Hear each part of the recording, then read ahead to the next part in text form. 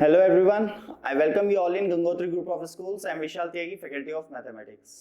तो बच्चों, आज हम देखने जा रहे हैं क्यूबिक इक्वेशन के रूट्स और उसकी ड्राइंग, उसे ड्रॉ कैसे करेंगे, इसके बारे में कुछ इन्फॉर्मेशंस मैं आपको देने जा रहा हूँ. ऑलराइट, ठीक है. तो सबसे पहले हम देखते हैं equation, that is let's say we have fx equal to ax cube bx square cx plus d. All right, what fx is equal to ax cube plus bx square plus cx plus d. एक general equation ली है मैंने cubic, ठीक है. अब मुझे इसका जब graph draw करना होगा तो ऑब्वियसली मुझे इसका डेरिवेटिव तो निकालना पड़ेगा इंफॉर्मेशन के लिए, ठीक है. तो इसका डेरिवेटिव एक क्वाड्रेटिक इक्वेशन आएगी, इतना तो सबको समझ आ रहा होगा, सही है. 2bx plus c ये आ गई. और मान लेते हैं इसका डिस्क्रिमिनेंट जो भी होगा, देखो ये हो जाएगा 12ac. क्लियर बच्चों, 12ac. अब मैं इस डिस्क्रिमिनेंट की बात करूंगा हर एक केस में कि क्या होगा क्या नहीं होगा. ऑलराइट, चलिए. अच्छा, सिमिलरली यहाँ पे एक और चीज निकाल के रख लेता हूँ, f double dash x. f double dash x कितना हो जाएगा, 6ax प्लस 2b. बच्चों ये आ गया f डबल डैश x. तो अब ऑब्वियसली इन सभी का यूज करके मुझे जो कर्व है उसे ड्रॉ करना पड़ेगा और उसके रूट्स के बारे में इंफॉर्मेशन मिलेगी. ऑलराइट बच्चों, ठीक है. तो एक चीज और कि मान लो ये जो f डैश x है ये क्वाड्रेटिक इक्वेशन है और मान लेते हैं इसमें ना d ग्रेटर देन 0 है. मान लेते हैं क्या कि एक केस आएगा जिसमें d ग्रेटर देन 0 होगा. उस केस में जो रूट्स होंगे वो मान लेता हूं मैं अल्फा कोमा बीटा, मतलब इस क्वाड्रेटिक के रूट, ना कि इसके. अपने ग्राफ, अपनी जो क्यूबिक है उसके रूट की बात नहीं कर रहा हूं मैं, f डैश x के रूट्स की बात कर रहा हूं जब d ग्रेटर देन 0 होगा, ठीक है. तो जब d ग्रेटर देन 0 होगा उसमें मैं रूट्स की बात करूंगा, फिर देखेंगे कुछ ना कुछ. ओके, चलिए. इसे और अच्छे से अगर लिखना चाहूं तो ऐसे लिख लो, d ग्रेटर देन 0 तो रूट्स होंगे अल्फा कोमा बीटा. ऑलराइट, और d इक्वल टू 0 के केस में रूट्स होंगे अल्फा कोमा अल्फा. क्या, अल्फा कोमा अल्फा. ऑलराइट, तो अल्फा कोमा अल्फा उस केस में जिस केस में d इक्वल टू 0 होगा, ठीक है बच्चों. ऐसे केस में मैं बोलूंगा क्या कि roots are alpha comma alpha.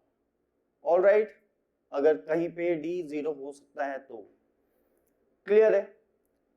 Okay, अब देखते हैं जल्दी से कि क्या किया जा सकता है क्या नहीं, कैसे ग्राफ की ड्राइंग है. ऑलराइट, तो देखो सबसे पहले क्यूबिक इक्वेशन है. ऑलराइट, चलिए. अब मैंने कहा उसके ग्राफ कैसे कैसे हो सकते हैं, तो मैंने यहाँ पे आपको दिखाया है कि देखो इस टाइप का ग्राफ हो सकता है. अच्छा, ये पलट दो वो भी सीन हो सकता है. ये वाला मैंने नहीं दिखाया है, यहाँ पे देख लो, ये दोनों, इन दोनों को कवर कर रहा है. ये मैं जस्ट एक ही ड्रॉ किया है, ये भी ड्रॉ कर सकता था. क्लियर. तो एक तो इस टाइप का ग्राफ हो सकता है, एक ऐसा देखो, और एक ऐसे. इनमें क्या अंतर है वो मैं आपको बताने जा रहा हूं. तो जो पहले वाला ग्राफ है ये वाला, इस केस में जो d होगा ना वो ग्रेटर देन 0 होगा, मतलब जो f डैश x है वो दो जगह 0 हो रहा है. यहाँ पे स्लोप कितना होगा, 0, यहाँ पे भी 0. तो कितनी जगह 0 हो रहा है स्लोप, दो जगह. इसका मतलब जो f डैश x का डिस्क्रिमिनेंट आया था वो ग्रेटर देन 0 होना चाहिए. ऑलराइट बच्चों, ठीक है. अच्छा, इस केस में अगर आप देख पा रहे हैं तो graph is strictly increasing. Alright, चलिए. ये बात तो सही है कि ये स्ट्रिक्टली इंक्रीजिंग है, लेकिन आप देख रहे होंगे कि इस केस में स्लोप कभी भी 0 नहीं होगा. स्लोप कहीं पे भी 0 नहीं होने वाला है, ठीक है. तो मैंने बोल दिया ये केस d लेस देन 0 के लिए. f डैश x का कोई भी रूट नहीं होगा इस केस में. ऑलराइट, चलिए. अच्छा, ये वो केस है जिसमें d इक्वल टू 0 हो जाएगा. क्या, जो f डैश x है वो एक जगह 0 होगा. मतलब रिपीटेड रूट मिलेंगे एफ डैश एक्स के, और इस केस में डी इक्वल टू 0 होगा। सही है, इसमें भी ग्राफ ऑब्वियसली स्ट्रिक्टली इंक्रीजिंग ही है। क्लियर बच्चों, यहां तक बात समझ आ गई होगी आई थिंक। ओके, अब आते हैं, ये बात तो समझ आ गई कि किस टाइप के जो सारे ग्राफ है वो यहीं से आए हैं, तो किस टाइप का ग्राफ कब बनेगा ये मैं अभी आपको बताने जा रहा हूँ। ठीक है, ओके। तो जैसे नंबर 1 पे आऊं मैं, नंबर 1 और नंबर 2 इनमें डिफरेंस क्या है ये भी अभी हम देखेंगे। उससे पहले आप देखिए दो जगह स्लोप 0 हो रहा है, तो सबसे पहली बात तो मैंने ये लिख दी कि जो इसका एफ डैश एक्स होगा ना वो ग्रेटर देन 0 आएगा, उसका डिस्क्रिमिनेंट एफ डैश एक्स के डिस्क्रिमिनेंट ग्रेटर देन 0 आएगा। इसका मतलब एक क्यूबिक इक्वेशन दी गई है तो उसका डिस्क्रिमिनेंट निकालिए, सॉरी उसका डेरिवेटिव निकालिए, वो एक क्वाड्रेटिक आएगी, उस क्वाड्रेटिक का डिस्क्रिमिनेंट चेक करना होगा आपको। अगर वो ग्रेटर देन 0 आ जाता है तो समझ जाना ग्राफ कुछ ऐसा होगा, इन दोनों में से एक होगा। ठीक है, ओके। तो ये तो मैंने कंफर्म कर दिया कि d ग्रेटर देन 0, इसमें भी, अच्छा इसमें ऑब्वियसली ग्रेटर देन 0, इसमें ऑब्वियसली ग्रेटर देन 0, दो जगह टर्न हो रहा ले रहा है ग्राफ। ठीक है, इनके बारे में अभी बात करेंगे। अभी ये चारों में तो d ग्रेटर देन 0 होने वाला है। अब इन्हें अलग अलग कैसे डिफरेंशिएट करें इनके बीच में, तो ये अभी हम जानने जा रहे हैं। तो देखिए सबसे पहले तो ये ऐसे है और ये ऐसे है। ऑलराइट, इस चीज को कैसे बताऊं, तो ये डिपेंड करेगा कोफिशिएंट ऑफ एक्स क्यूब पर। किस पर बच्चों? Coefficient of x cube. तो कोफिशिएंट ऑफ एक्स क्यूब अगर ग्रेटर देन 0 हुआ तो ऐसा ग्राफ आएगा, और coefficient of x cube that is a अगर लेस देन 0 हुआ तो ऐसा ग्राफ आएगा। ऐसा क्यों? देखो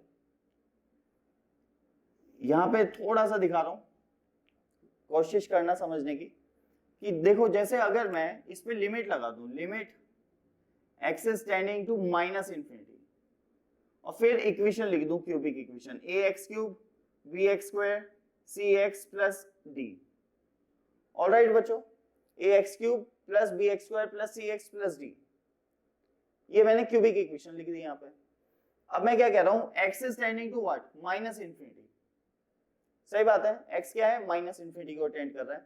तो यू नो वेरी वेल कि क्या करते हैं, we love infinity in denominator, तो हाईएस्ट डिग्री टर्म को कॉमन ले लेंगे। तो हाईएस्ट डिग्री टर्म को जैसे ही मैंने कॉमन लिया, ऑलराइट, तो ये एक्स क्यूब बाहर आ गया, अंदर बचा a b by x c by x square and d by x cube. बचेगा या नहीं? सही है, ओके। अब x को टेंडिंग टू इंफिनिटी है, माइनस इंफिनिटी, तो ये हो जाएगी टर्म 0, ये भी 0, ये भी 0, जो x को कंटेन कर रही है वो सब 0 हो जाएंगी। अब सिर्फ a रह गया और x क्यूब। अब ध्यान से देखो, x क्यूब क्या है? Minus infinity. अब a अगर नेगेटिव हुआ तो प्लस इंफिनिटी आएगा आंसर, a अगर पॉजिटिव हुआ तो माइनस इंफिनिटी आएगा। सही बात है। और इस साइड में एक्सिस से, वाई एक्सिस से इस साइड में एंड में क्या होता है? x tending to minus infinity. तो मैं इस साइड को ऑब्जर्व कर रहा हूं ना, इस साइड को, इस साइड में जब when x is tending to minus infinity, तो ग्राफ का बिहेवियर क्या होगा? ग्राफ की वैल्यू किस ओर जाएगी? तो उसने बोला कि भाई ऐसा है, अगर a पॉजिटिव हुआ तो माइनस इंफिनिटी की ओर जाएगी। तो देखो माइनस इंफिनिटी की ओर जा रही है, ये आगे ऐसे आती रहेगी, ठीक है। और अगर a पॉजिटिव हुआ, सॉरी a नेगेटिव हुआ तो प्लस इंफिनिटी की ओर जाएगी, जैसे कि यहाँ पे ऊपर की ओर चल जाएगी। ऑलराइट, तो ये बात हो गई कि भाई इस टाइप का ग्राफ बनेगा या ऐसा, ये तो आपको पता चल गया है, ठीक है। First increasing then decreasing and so on, ऐसा कुछ चल रहा है। ऑलराइट बच्चों, यहां तक क्लियर है पिक्चर? ठीक है। अब मैं क्या कह रहा हूं, इसमें क्या होगा? a, अच्छा obviously a greater than 0, a less than 0। Clear है? चलिए यहां तक भी बात समझ आ गई, हमें पता चल जाएगी चीजें। अभी तो हमें इतना पता चला है कि ऐसा होगा, ऐसा होगा, या ऐसा होगा या ऐसा होगा, लेकिन इन दोनों में तो डिफरेंशिएट कर पा रहे हैं। अब इन दोनों में कैसे करें? या इन दोनों में, ऐसे देख लो ए और सी में, इसमें एक रूट है, इसके 3 रूट है, सही है, 3 रियल रूट्स है। तो ये चीज हमने पहले भी डिस्कस की हुई है, वैसे कुछ इसमें अलग नहीं है। तो ऑब्वियसली जो एफ डैश एक्स है, जहां पे मतलब मान लेते हैं उसका d ग्रेटर देन 0 है, मान के लेते हैं इस केस में है, इन चारों केस में d ग्रेटर देन 0 है, ऑब्वियसली एफ डैश एक्स के रूट्स क्या होंगे, अल्फा कोमा बीटा, मैंने वहां पे मेंशन किया है, ये रूट्स किसके हैं, एफ डैश एक्स के। इसका मतलब जो ये पॉइंट है, ये है x इक्वल टू अल्फा, और ये पॉइंट कौन सा है, x, चलो इसे बीटा ले लो, और ये है अल्फा। क्लियर बच्चों? और ये पक्की बात है, अगर इस पॉइंट के कोऑर्डिनेट की बात करूं तो वो होगा beta comma f of beta, और इसके पॉइंट के कोऑर्डिनेट होंगे alpha comma f of alpha, और दोनों एक्स एक्सिस के अपोजिट डायरेक्शन में होंगे, एक ऊपर होगा तो एक नीचे होगा बच्चों, सही बात है, इस केस में होगा क्या नहीं, और इस केस में ऐसा नहीं होगा, ये x इक्वल टू अल्फा है और इस पॉइंट के कोऑर्डिनेट है alpha comma f of alpha, ये x इक्वल टू बीटा, इस केस में beta comma f of beta. Alright बच्चों, चलिए यहां तक बात समझ आ गई होगी आपको, आई थिंक। ओके, अब देखो इस केस में जो एफ ऑफ अल्फा है और एफ ऑफ बीटा है वो सेम डायरेक्शन में है, ऊपर है एक्स एक्सिस से, क्लियर है। इस केस में अगर बात करूं तो नीचे है, x equal to alpha, x equal to beta, similarly alpha comma f of alpha and beta comma f of beta बच्चों। ऑलराइट, ये पॉइंट ऐसे दिखा दिए मैंने। अब देखो इन दो केस में सेम डायरेक्शन में है एफ ऑफ अल्फा और एफ ऑफ बीटा, ठीक है,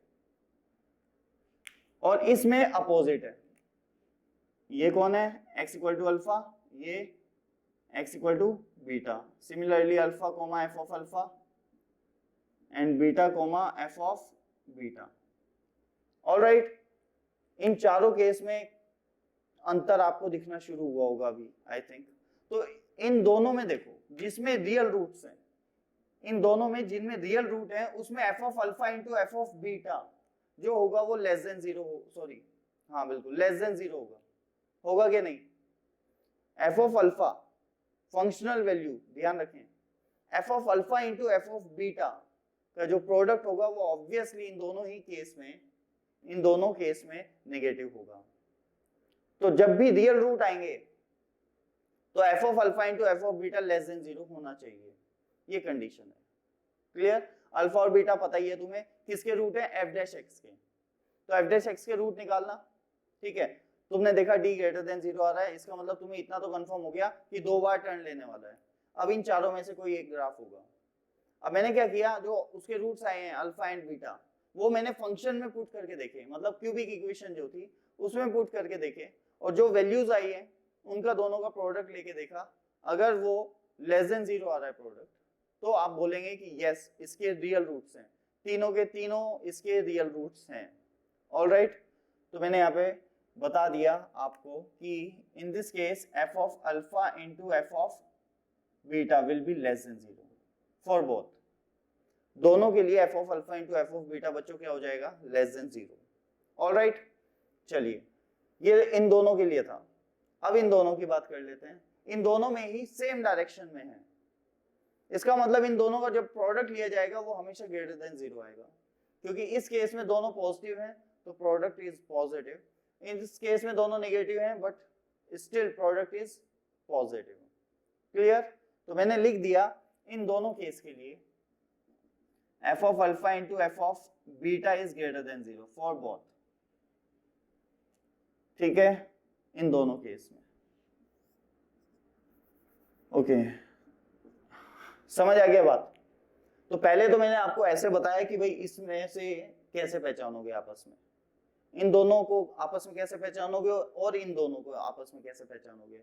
फिर मैंने बताया कि इनको आपस में कैसे पहचानोगे और इनको आपस में कैसे पहचानोगे।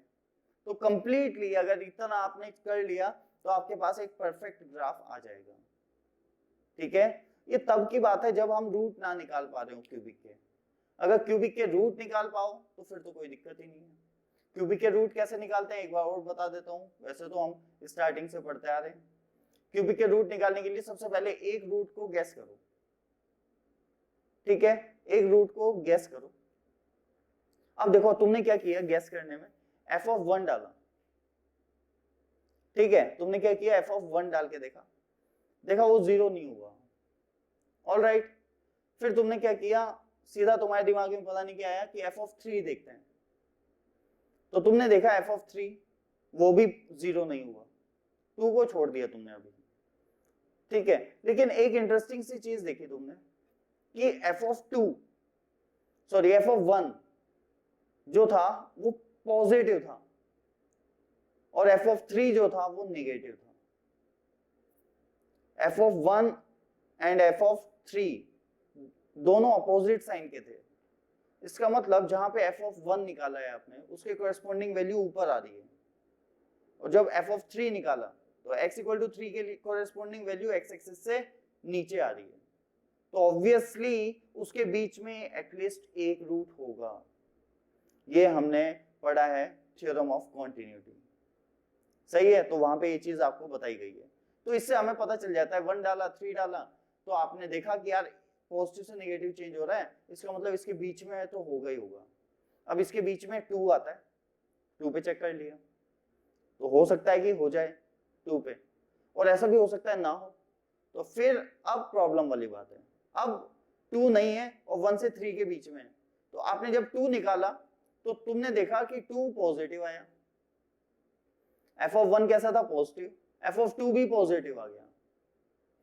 तो अब मेरे दिमाग में घंटी बजी कि अब जो रूट होगा वो f(2) मतलब x = 2 और x = 3 के बीच में होगा, क्योंकि f(2) पॉजिटिव है, f(3) नेगेटिव है। अब 2 और 3 के बीच में आएगा। तुमने इसका हाफ ले लिया, 3 + 2/2 दैट इज 5/2। अब तुमने 5/2 पुट करके देख लिया। अब वो कैसा आया, नेगेटिव। वो कैसा आया बच्चों, नेगेटिव या पॉजिटिव, कुछ भी आ सकता है, मान लेते हैं नेगेटिव आया। तो अब आपको पता चल गया f(2) कैसा आया था, पॉजिटिव, और f(5/2) कैसा आया, नेगेटिव, और f(3) कैसा है, नेगेटिव।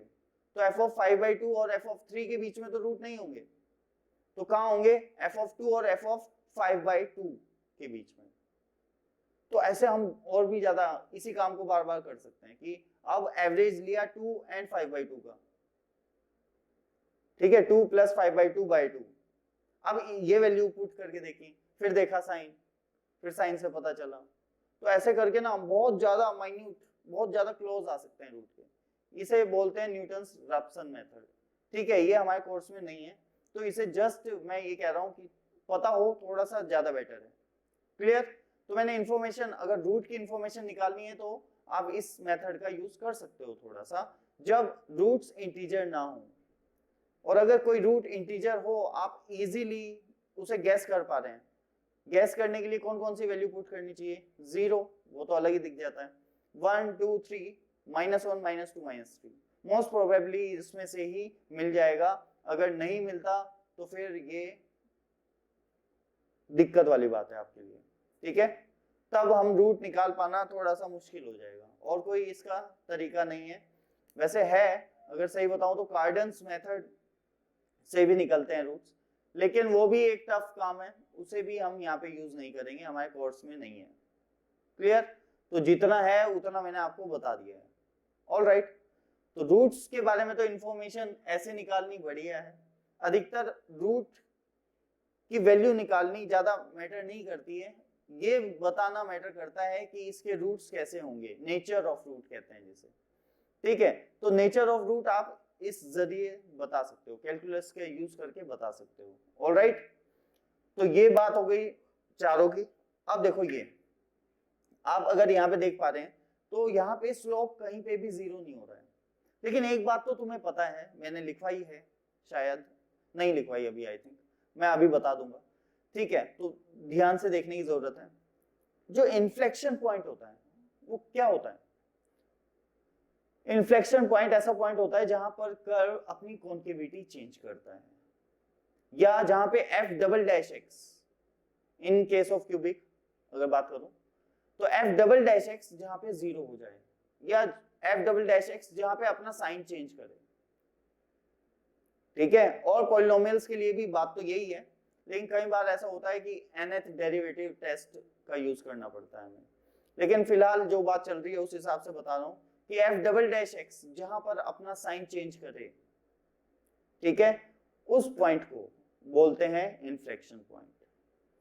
ऑब्वियसली अगर F double dash x negative से पॉजिटिव जाता है तो एक पॉइंट पे जीरो भी हो गई, जिस पॉइंट पे जीरो हो जाएगा वो, समझो क्या, जिस पॉइंट पे F double dash x zero बन जाएगा, ऑलराइट, उसी को बोल देंगे इन्फ्लेक्शन पॉइंट। और अगर आप ध्यान से देख पा रहे हो कि एफ डबल डैश एक्स एक लीनियर फंक्शन है जो कि जीरो हो सकता है, बिल्कुल लीनियर मतलब एक लाइन है, और स्ट्रेट लाइन हमेशा अगर पैरेलल टू एक्स एक्सिस नहीं है, ऑब्वियसली एक्स का कोफिशिएंट जीरो नहीं होना चाहिए, ठीक है। तो एक्स का कोफिशिएंट अगर नॉन जीरो है, और एक्स का कोफिशिएंट कौन है, देखो ए अगर जीरो हो गया तो वो क्यूबिक इन रहेगी, तो ऑब्वियसली ये तो जीरो नहीं होगा, क्लियर। तो ए तो जीरो नहीं है, तो ये एक लीनियर फंक्शन है या एक स्ट्रेट लाइन है जो कि बिल्कुल जीरो हो सकती है और होगी, एक्स एक्सिस को एक जगह एटलीस्ट कट करेगी, ठीक है, और जहां पे भी एक्स एक्सिस को कट कर देगी वहां पे वो जीरो हो जाएगी, और उसी पॉइंट के अराउंड वो अपना साइन चेंज करेगी।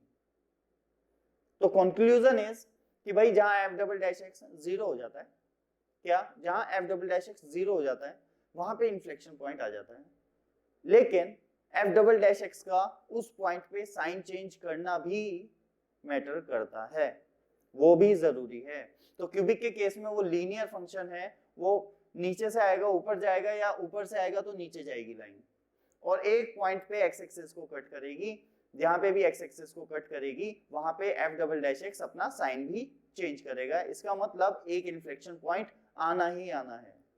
तो इन केस ऑफ क्यूबिक एक इन्फ्लेक्शन पॉइंट होगा ही होगा, गारंटेड।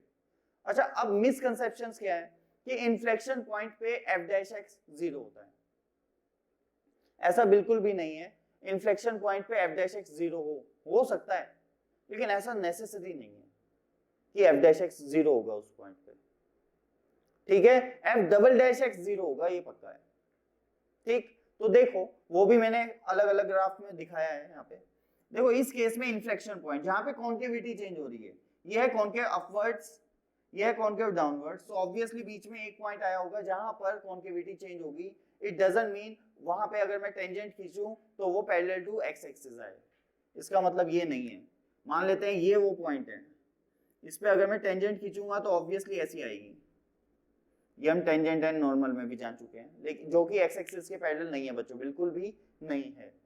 ऑलराइट, यहाँ पे बात समझ आ गई, यहाँ पे एक इन्फ्लेक्शन पॉइंट होगा। अच्छा, इस केस में होगा क्या, कैसे पहचाने, तो d लेस देन जीरो होगा।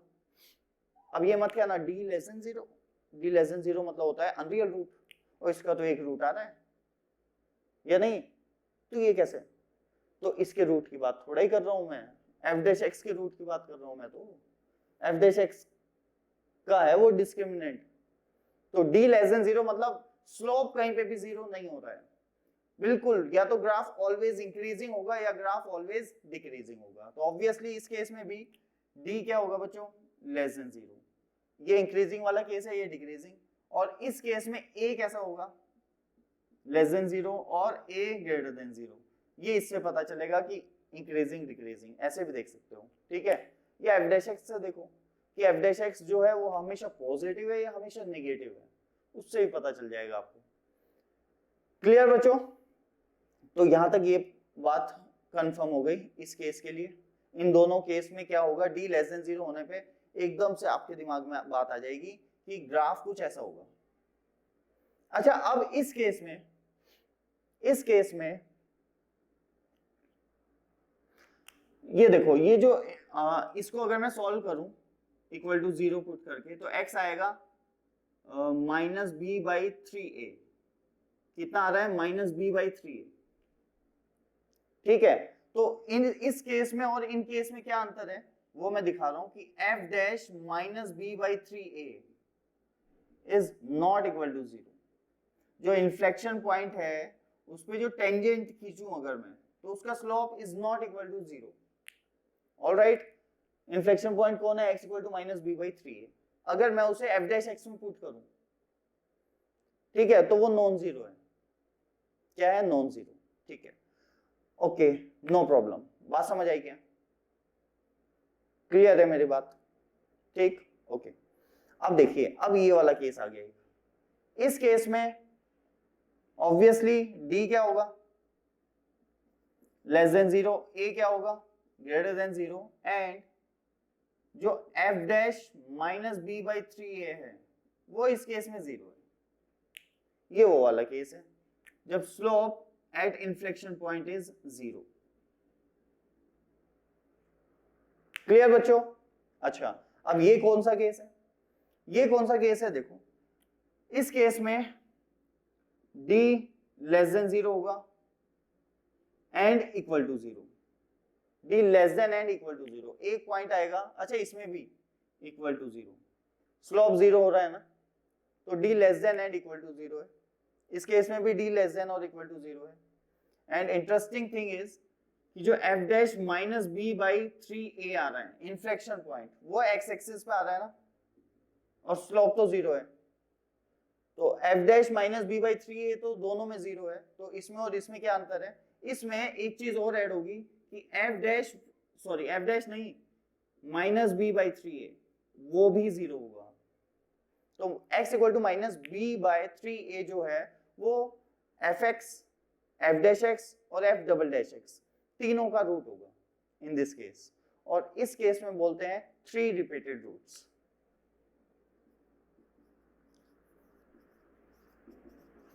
Three repeated roots. ऑलराइट, इस केस को क्या बोलेंगे? 1 real and 2 imaginary. 1 real 2 imaginary, इसमें भी ऐसा ही और इसमें भी ऐसा ही एंड इसमें भी ऐसे ही, तीनों केस में एक रियल होगा और 2 इमेजिनरी होंगे। लेकिन जब वो इन्फ्लेक्शन पॉइंट जहां पे स्लोप 0 हो रहा है वो अगर यहाँ पे आ जाए, कहां पर? x एक्सिस पर। ठीक है, वो कहां पे आ जाए? x एक्सिस पर। तब उस केस में हम बोल देंगे कि इसके रिपीटेड रूट होंगे। क्लियर बच्चों? ठीक है, तो ये बातें आप ध्यान रखें, बस इससे आपको रूट्स के बारे में पता चल जाएगा और यू नो वेरी वेल कि क्यूबिक इक्वेशन का एटलीस्ट एक रूट तो रियल होना ही होना है। तो बच्चों ये भी 2 केस जल्दी से देख लेते हैं हम। ये क्या है कि देखो, ये है x इक्वल टू बीटा, वही चीज है बिल्कुल। ये इस पॉइंट के कोऑर्डिनेट ही लिख देता हूँ, बीटा कोमा 0, और ये है alpha comma f of alpha. Alright बच्चों, सिमिलरली यहाँ पे भी बीटा कोमा 0 और ये हो जाएगा alpha comma f of alpha. तो अब इस केस का कैसे पता चलेगा? तो ऑब्वियसली यहाँ पे आपको ये तो पता चल रहा है कि टर्न 2 बार है, ये तो कंफर्म हो गया। मतलब f डैश x जो है, जो अपना f डैश x है, उसका जो डिस्क्रिमिनेंट होगा वो तो ग्रेटर देन 0 आएगा इस केस में, इन दोनों ही केस में। तो d तो बच्चों ग्रेटर देन 0 ही है इस केस में भी और इसमें भी। और इसमें a जो होगा वो ग्रेटर देन 0 होगा, इसमें a लेस देन 0 होगा। वो यहां से पता चल रहा है कि वो कहां से चलता हुआ आ रहा है। क्लियर? ओके, अब कैसे पता चले d ग्रेटर देन 0 और a लेस देन 0 से मुझे ये तो पता चल गया कि ग्राफ कुछ इस प्रकार से होगा। अब ऐसा ही क्यों, ऐसा क्यों नहीं? ठीक है, या ऐसा क्यों नहीं? ऑलराइट, तो ये चीज कैसे पता चलती है? f alpha into f beta से। तो in both cases f of alpha into f of beta जो होगा वो इक्वल टू 0 होगा। ये आप देख पा रहे होंगे I think. f of beta, बात को समझे, f ऑफ बीटा कितना है? 0, बीटा कोमा 0। क्लियर है? और इस केस में भी f ऑफ बीटा कितना है? 0। तो ऑब्वियसली इन दोनों का प्रोडक्ट क्या आ जाएगा? 0। इसका मतलब जब आप एक क्यूबिक इक्वेशन को इवेल्युएट कर रहे हो, उसके रूट्स के नेचर को जानना चाह रहे हो, तो सबसे पहला काम हम करते हैं f डैश x निकालने का, फिर उसके 2 रूट्स निकालते हैं हम। ठीक है, अगर d ग्रेटर देन 0 है तो d ग्रेटर देन 0 होने पे दो रूट आ गए अल्फा और बीटा। मैंने क्या किया, अल्फा और बीटा को फंक्शन में निकाला, उसकी फंक्शनल वैल्यू निकाली। ठीक है, अब उन दोनों का प्रोडक्ट ले लिया, वो कितना आ गया, इक्वल टू 0। प्रोडक्ट भी ना लो, या कोई एक फंक्शनल वैल्यू 0 आ गई, f ऑफ अल्फा 0 आ गया या f ऑफ बीटा 0 आ गया। क्लियर है, कुछ भी आ सकता है 0, कोई टेंशन की बात नहीं है। ग्राफ ऐसे भी तो पॉसिबल है ना, ऐसे भी पॉसिबल है। तो अल्फा पहले वाला, फिर नेक्स्ट वाला बीटा, तो वो तो कुछ भी 0 आ सकता है, कोई भी एक 0 आ गया अगर, तो समझ जाना इन दोनों में से कोई एक केस है। और इन दोनों केस में क्या चीज कॉमन है कि 2 रिपीटेड रूट्स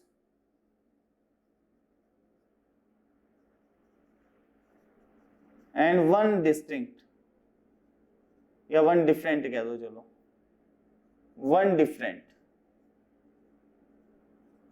ठीक है, 2 रिपीटेड 1 डिफरेंट, या 2 equal 1 different roots in this case. Clear, तो इस केस के बारे में पता चलता है f alpha into f beta से। अच्छा, इसमें इंटरेस्टिंग बात और क्या है, और बात ये है कि जो बीटा है x इक्वल टू बीटा, वो f जो fx है उसका तो रूट है ही, as well as f dash x का भी एक रूट है। क्लियर, बात समझ आ रही है?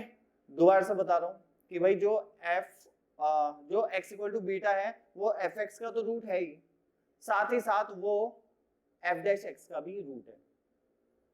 क्लियर, f डैश x मतलब x इक्वल टू बीटा पे स्लोप क्या है, 0, तो इसका मतलब f डैश x का रूट है। और x इक्वल टू बीटा पे ये ग्राफ x एक्सिस को टच कर रहा है, इसका मतलब ये fx का भी रूट है। क्लियर, तो ये बात तो यहाँ पे खत्म हो गई। अच्छा, अगर ऐसा हो कि x इक्वल टू अल्फा, मान लो कोई एक नंबर है x इक्वल टू अल्फा, वो fx का रूट है, f डैश x का भी रूट है, और f डबल डैश x का भी रूट है, तो वहां से आपको क्या पता चलेगा, f जो x इक्वल टू अल्फा है वो fx, f डैश x और f डबल डैश x तीनों का रूट है, तो वहां से आपके पास क्या इंफॉर्मेशन आएगी। ठीक है, तो ध्यान से समझे, ये चीज सिर्फ और सिर्फ तब पॉसिबल है जब कुछ ऐसा ग्राफ होगा। ध्यान से देखिएगा, इन्फ्लेक्शन पॉइंट ये है x इक्वल टू अल्फा, तो आप देख पा रहे होंगे, और यहाँ पे inflection point as well as इसकी टेंजेंट भी है। यहाँ पे टेंजेंट कौन है, x एक्सिस। ऑलराइट, ध्यान से समझिएगा, ध्यान से। मैं कह रहा हूँ x equal to alpha, in this case function fx का तो रूट होगा ही, f डैश x का भी रूट होगा कि नहीं, क्योंकि ये टेंजेंट x एक्सिस ये टेंजेंट है, उसका स्लोप 0 है। And x equal to alpha पे जो ग्राफ है अपनी कॉन्केविटी भी चेंज कर रहा है, इसका मतलब वो f डबल डैश x का भी रूट है। क्लियर है या नहीं? ओके। अच्छा, ये तुम्हें बताया था जब ऐसा केस हो, जब इन्फ्लेक्शन पॉइंट जिस पे टेंजेंट x एक्सिस बन जाए वो x एक्सिस पे ही है, या जिस पे टेंजेंट का स्लोप 0 हो, ऐसा इन्फ्लेक्शन पॉइंट जिस पे टेंजेंट का स्लोप 0 हो वो x एक्सिस पे लाई करें, तो उस केस में 3 रिपीटेड रूट्स होते हैं। अभी बताया था कितने, 3 रिपीटेड रूट। ऑलराइट, तो जैसे ही मुझे पता चला कि एक फंक्शन ऐसा है जिसमें x equal to alpha fx का भी रूट है, f डैश x का भी रूट है, f डबल डैश x का भी रूट है, तो समझ जाना वो एक परफेक्ट क्यूबिक है। मतलब उसके 3 रिपीटेड रूट होंगे, x equal to alpha, x equal to alpha, x equal to alpha, और वो इक्वेशन कुछ इस प्रकार होगी कि k times of x minus alpha cube. इस टाइप का ग्राफ तब आएगा। समझ गए? अपने आप देख लो, इसका एक डेरिवेटिव लो, आएगा 3 times of x minus alpha का स्क्वायर। एक और लो, फिर आएगा 6 टाइम्स ऑफ k भी साथ में, 6 times of k into x minus alpha. और आप तीनों में देखें कि x इक्वल टू अल्फा तीनों का ही रूट है। क्लियर? तो कई बार ऐसे लैंग्वेज दे दी जाएगी, x equal to alpha is root of fx, f dash x and f double dash x। फिर आपसे कुछ करवा लेंगे तो आपको समझ आ जाना चाहिए, इसका मतलब जो x इक्वल टू अल्फा मतलब जो फंक्शन होगा ना fx, वो इस टाइप का होगा कुछ। समझ गए? तो ये चीजें हमें पता होनी चाहिए। कई बार क्वेश्चन इसी पे वर्क करवाता है, और जिसे अच्छे से इंफॉर्मेशन पता है कैसे क्या हो रहा है, वो अच्छे से आंसर निकाल पाता है इजीली। ऑलराइट, तो बच्चों ये थी क्यूबिक। इसके ऊपर कुछ क्वेश्चंस देख लेते हैं अभी। ऑलराइट, तो अभी के लिए इतना ही, जल्दी से इसको नोट कर लो। तो बच्चों जो क्यूबिक को लेकर जितने भी हमने पॉइंट्स सीखे, ठीक है, उन्हीं को मैंने अभी यहाँ पे कुछ पॉइंट्स के रूप में लिख दिया है, ठीक है, इन्हें भी नोट कर लेते हैं और एक बार रीडिंग कर लेते हैं इनकी, ठीक है। जैसे सबसे पहला, every cubic equation have exactly one point of inflection. Clear, ये मैंने एक्सप्लेन कर दिया एफ डबल डैश एक्स से, ठीक है। एफ डबल डैश एक्स कैसा फंक्शन होगा, एक लीनियर फंक्शन होगा, वो हमेशा एक्स एक्सिस को कट करके जाएगा ही, क्योंकि ए तो जीरो नहीं हो सकता। ऑलराइट, तो वो चीज मैंने बता दी है कि हाँ ये बात पक्का है, एफ डबल डैश एक्स एक पॉइंट ऐसा आएगा जहां पे अपना साइन चेंज करेगा, उसी को बोलते हैं पॉइंट ऑफ इन्फ्लेक्शन। ऑलराइट, तो ये पॉइंट क्लियर है। नेक्स्ट पॉइंट क्या है कि if f x is this and अगर coefficient of x cube that is alpha less than 0 होगा तो वो ऊपर से नीचे की ओर आएगा ऐसे फर्स्ट। उसके बाद कैसा बिहेवियर है आई डोंट केयर। उसके बाद भाई आगे तो तुम्हें पता है कि ऊपर से आ रहा है और फिर ऐसे जा रहा है या ऐसे ही जाएगा, ठीक है। ये चीज तो तुम अपने आप डिस्क्रिमिनेंट से चेक करोगे एफ डैश एक्स के, लेकिन हाँ ये ऊपर से आएगा या नीचे से ये मैं आपको बता सकता हूँ with the help of sine of alpha. Alpha अगर नेगेटिव होगा तो ये पॉजिटिव से आएगा, अल्फा पॉजिटिव होगा तो ये नेगेटिव से चलता हुआ आएगा। Alright, this is clear I think. Okay, next point is at least one repeated root. Condition for at least one repeated root, कम से कम एक रिपीटेड रूट होना चाहिए। Clear, okay. तो क्या क्या हो सकता है, एक रिपीटेड रूट हो और एक नहीं हो, इसका मतलब दो तो रिपीटेड रूट वाले हो गए केस और एक क्या हो गया डिफरेंट, तो 3 रूट आ गए। अच्छा, और क्या हो सकता है कि तीनों के तीनों रिपीटेड हो, यही तो हो सकता है। तो एटलीस्ट वन रिपीटेड के केस में या तो दो एक जैसे हैं एक डिफरेंट है, या तीनों एक जैसे हैं, ये दो केस आते हैं। और दोनों ही केस को मैं यहाँ पे ऐसे दिखाया कि d ग्रेटर देन 0, d कौन है, f डैश x का डिस्क्रिमिनेंट। तो f डैश x का डिस्क्रिमिनेंट अगर ग्रेटर देन 0 है मतलब उसके जो टर्न है ना वो दो जगह है, दो टर्न ले रहा है वो, तब f alpha into F beta भी 0 होना चाहिए। मतलब ये दोनों चीजें सेटिस्फाई हो रही हैं कि d ग्रेटर देन 0 और जो f डैश x के रूट आए हैं अल्फा बीटा, उसे जब मैंने फंक्शन में पुट किया तो वो इक्वल टू 0 आ रहा है, तब भी हम बोलेंगे कि रिपीटेड रूट है। अभी देखा हमने, ठीक है। नेक्स्ट थिंग इज कि d इक्वल टू 0 हो जाए, d डिस्क्रिमिनेंट इक्वल टू 0 हो जाए। डिस्क्रिमिनेंट इक्वल टू 0 होना मतलब जो f डैश x है उसके दो रिपीटेड रूट हो। इसका मतलब जो स्लोप 0 हो रहा है वो एक ही पॉइंट पे हो रहा है। वो कौन सा पॉइंट होता है, पॉइंट ऑफ इन्फ्लेक्शन। क्लियर है, पॉइंट ऑफ इन्फ्लेक्शन वाला पॉइंट आ जाएगा वो। ओके भाई, d इक्वल टू 0 होना मतलब f डैश x का एक परफेक्ट स्क्वायर होना, ठीक है। तो परफेक्ट स्क्वायर अगर है उसके रूट है मान लो x इक्वल टू अल्फा, तो उसके डेरिवेटिव का भी एक root x equal to alpha होगा। दिस इज ऑब्वियस, क्लियर है, क्योंकि वो f डैश x होगा कुछ x माइनस अल्फा का स्क्वायर टाइप और उसका डेरिवेटिव क्या होगा 2 times of x minus alpha, दोनों का ही root x equal to alpha है। क्लियर है बच्चों, तो x इक्वल टू अल्फा जो होगा वो पॉइंट ऑफ इन्फ्लेक्शन होगा। अब ये जो पॉइंट ऑफ इन्फ्लेक्शन है ये अगर x एक्सिस पे आ जाए तो मजा आ जाए, तो रिपीटेड रूट मिलेंगे अदरवाइज नहीं मिलेंगे। तो ये इन्फ्लेक्शन पॉइंट कहीं पे भी हो सकता है, जरूरी नहीं है x एक्सिस पे हो, लेकिन मुझे कौन सा चाहिए जब वो x एक्सिस पे हो। तो इससे तो मैंने इन्फ्लेक्शन पॉइंट को क्रिएट किया x इक्वल टू अल्फा, ठीक है। देखो इन्फ्लेक्शन पॉइंट तो आता ही है हमेशा, लेकिन इन दिस केस जो इन्फ्लेक्शन पॉइंट है वो x equal to alpha, f double dash x का तो रूट होता ही है as well as f dash x का भी रूट है। इंटरेस्टिंग बात ये है, ठीक है। फिर मैंने कहा f अल्फा इक्वल टू 0 भी होना चाहिए, मतलब x equal to alpha fx का भी रूट होना चाहिए। जैसे कि मैंने अभी बताया था आपको कि जो वो केस है जिसमें रिपीटेड रूट आते हैं 3 रिपीटेड रूट, उसमें जो x इक्वल टू अल्फा है वो fx, f डैश x और f डबल डैश x तीनों का रूट होता है। क्लियर, तो वही चीज मैंने यहाँ पे लिख दी कि d equal to 0, d equal to 0, discriminant 0 होना चाहिए। इसका मतलब f डैश x एक परफेक्ट स्क्वायर होगा। f डैश x का अगर जो रूट है वो x इक्वल टू अल्फा है तो f डबल डैश x का भी root x equal to alpha होगा, इतना तो कंफर्म है। लेकिन अगर f x का भी root x equal to alpha हो गया तो ये बात जम जाएगी और 3 रिपीटेड रूट आ जाएंगे। तो मैंने कहा या तो भाई ये हो जाए या ये हो जाए, कोई दिक्कत नहीं है, दोनों ही केस हमारे एटलीस्ट 1 रिपीटेड रूट में आ जाएंगे। क्लियर, तो ये कंडीशन मैंने इसके लिए लिख दी। Next thing is for a cubic to have a point of maximum minimum. जो क्यूबिक है उसमें पॉइंट ऑफ मैक्सिमम मिनिमम मिले, उसके लिए क्या होना चाहिए? ऑब्वियसली जो एफ डैश एक्स है उसका डिस्क्रिमिनेंट ग्रेटर देन 0 होना चाहिए। मतलब एफ डैश एक्स के दो रियल रूट आने चाहिए, मतलब जहां पे एफ डैश एक्स दो डिफरेंट वैल्यू के लिए 0 होना चाहिए, और जहां पे एफ डैश एक्स 0 होता है वहां पे मैक्सिमम या मिनिमम मिलता है डिफरेंट वैल्यू के लिए, ठीक है। Okay, for a cubic to be monotonic, cubic को ऑलवेज इंक्रीजिंग या ऑलवेज डिक्रीजिंग होने के लिए क्या है?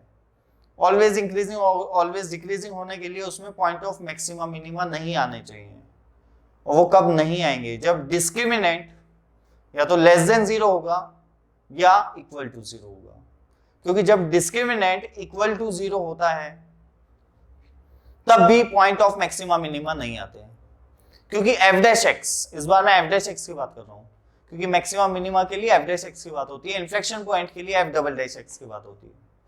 तो क्योंकि एफ डैश एक्स अपना साइन चेंज नहीं करेगा, क्योंकि डी इक्वल टू जब अच्छा यहाँ पे इक्वलिटी लगाना भूल गया मैं, डी इक्वल टू इक्वलिटी भी आएगी, ठीक है, D of f dash x is less than और इक्वल टू 0।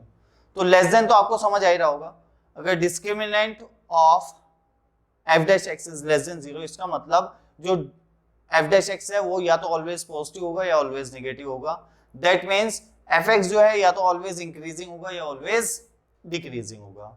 लेकिन डी इक्वल टू 0 पे बात थी कि जब डी इक्वल टू 0 होगा इसका मतलब जो एफ डैश एक्स है वो एक परफेक्ट स्क्वायर होगा, और वो अगर परफेक्ट स्क्वायर है, कौन? F dash x. F dash x अगर परफेक्ट स्क्वायर है तो x इक्वल टू अल्फा, मान लो उसका एक रूट है, तो x इक्वल टू अल्फा पे वो अपना साइन चेंज नहीं करेगा, और अगर साइन चेंज नहीं करेगा दैट मीन्स वहां पे मैक्सिमा मिनिमा कुछ नहीं मिलेगा, और वो पॉइंट ऑफ इन्फ्लेक्शन होगा। तो in this case also the cubic equation will be monotonic, ठीक है। तो मोनोटोनिक के लिए हो गया d of f dash x less than और equal to 0, D greater than 0। अब देखो इतने सारे पॉइंट मैंने आपसे डिस्कस किए, तो ऑब्वियस सी बात है ये समझ याद तो नहीं रहने वाले, ठीक है, तो याद करने की जरूरत भी नहीं है, क्योंकि बस अंडरस्टैंडिंग है, एक बार अंडरस्टैंडिंग बन गई तो फिर तो कोई दिक्कत ही नहीं है। तो ग्राफिकली मैंने आपको बहुत अच्छे से अंडरस्टैंडिंग बनाने की कोशिश की है, तो ग्राफिकली याद रखो, बढ़िया है। ये तो जस्ट ऐसा है कि पॉइंट्स लिख लो, कभी रिवीजन करनी हो तो पॉइंट देख लोगे तो अच्छा रहेगा, क्लियर, नहीं तो ग्राफिकली चीजें आपको सारी समझ आ जाएंगी, और फिर भी इन सभी पॉइंट को ग्राफिकली भी दोबारा से कनेक्ट करके देखो अपने आप, एक बार कनेक्ट कर लोगे ना फिर बाद में जरूरत नहीं पड़ेगी कभी, क्लियर। तो थोड़ा सा वर्कआउट अपने आप भी करना बहुत ज्यादा जरूरी है। अगर आप सोचे कि सारा का सारा मैं ही करता रहूं, तुम्हें बस बैठ के देखना है, तो ऐसे नहीं होता है काम, ठीक है। अपने आप भी पढ़ना जरूरी है, उस चीज को समझना जरूरी है, एक बार समझ आ गया फिर कभी दिमाग से नहीं निकलेंगी, क्लियर है बच्चों, सही है। और ऑब्वियसली अगर मैं तुम्हारे से पूछूं कि बताओ मैंने क्यूबिक इक्वेशन में क्या पढ़ाया आपको, तो हो सकता है आप ना बता पाए, कोई दिक्कत नहीं है, लेकिन उससे रिलेटेड जब मैं क्वेश्चन दे दूं आपको तो आपका दिमाग वहां पे क्लिक होना चाहिए। ऐसा ही होता है मैथ्स में, मैथ्स में जरूरी नहीं है जितने मैं पॉइंट बता रहा हूं आपको कि वो आपके दिमाग में रहें, क्योंकि ये रटने वाली चीज नहीं है। मैं कह दूं कि बताइए मैंने मैक्सिमम मिनिमा में आपको स्टेप्स लिखवाए थे, जो लैंग्वेज प्रॉब्लम्स थी, स्टेप क्या क्या है, तो ऑब्वियसली नहीं याद रहेंगे, लेकिन एक फील आ गई होगी।